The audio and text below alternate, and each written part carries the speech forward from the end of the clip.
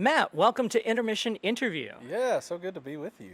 Now, it's obviously not intermission. We're taking the opportunity pre show to be somewhere that we're not normally. We're normally over on stage left, but what are we in front of here right now? This is the warehouse where Igo and Steven and Dunning all kind of work during the show.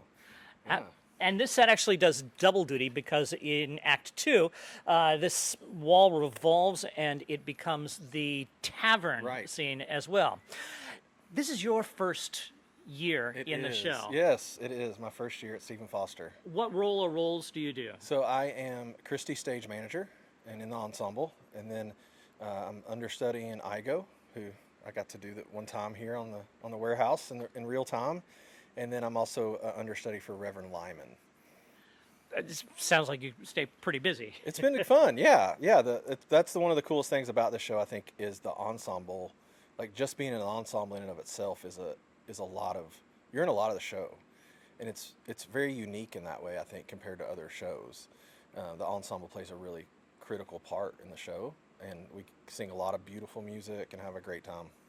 Now, you're sort of a staple for theater goers in this region for a number of different theaters. What are some of the places you've worked and some of the shows and roles you've done? Yeah, so my first show in the area was The Secret Garden at the Pack in Hardin County.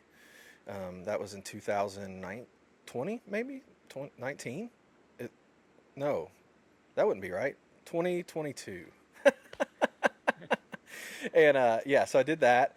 And then I got involved with the Central Kentucky Community Theater about a year and a half ago, 2 seasons ago, and have done quite a few shows there. And then I've also gotten in lately to music directing their youth theater, which has been a blast. I got to do Legally Blonde with their youth theater last spring, and then I'm going to be doing Footloose coming up. Oh, nice. Yeah, yeah. Now, what do you do? Is acting your profession?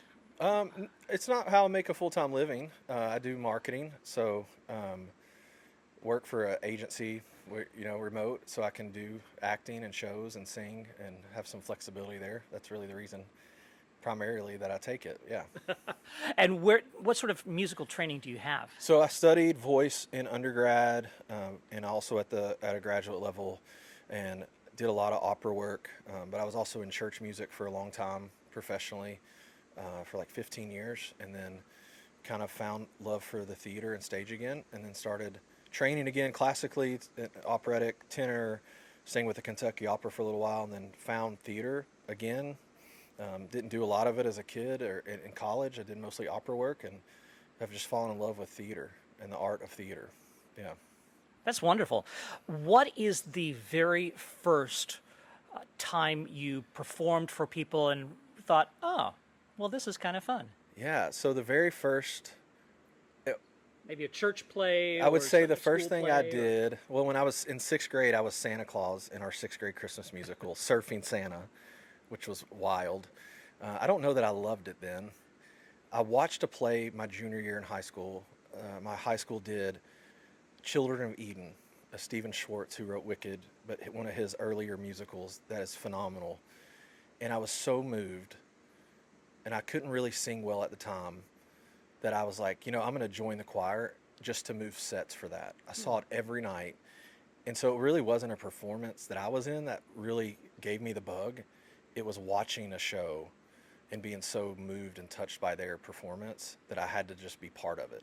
And then found out I could actually sing and got a scholarship to college and blah, blah, blah. The rest is history. So, as they say.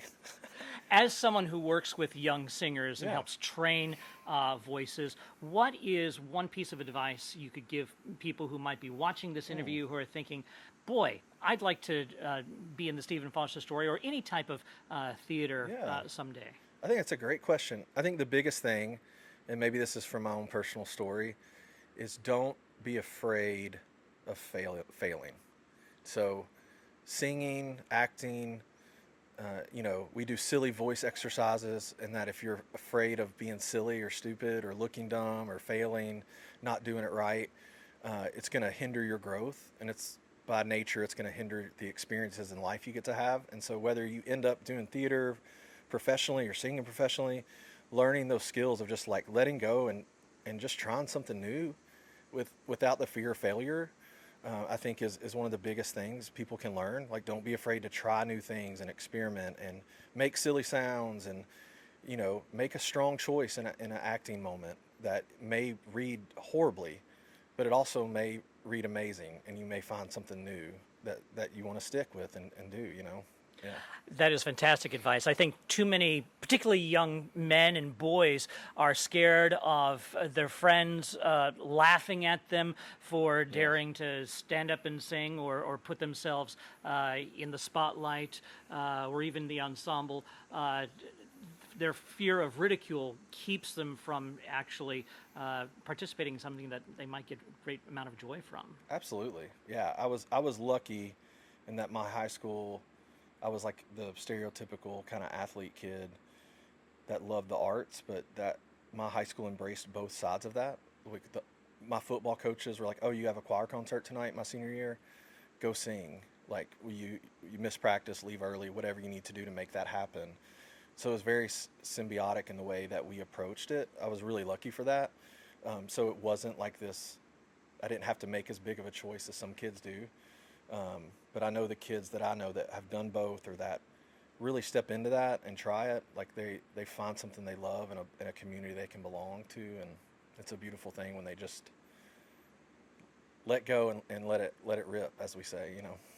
So where can we see you next? Yeah, so great question. I'm going to be doing the role of father in Ragtime at the Hardin County PAC in the fall, September, the last 2 weekends of September, and we start rehearsals for that next week. Oh, wow. Yeah.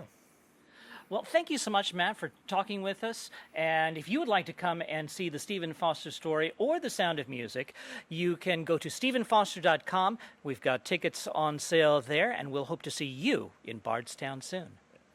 Bye-bye.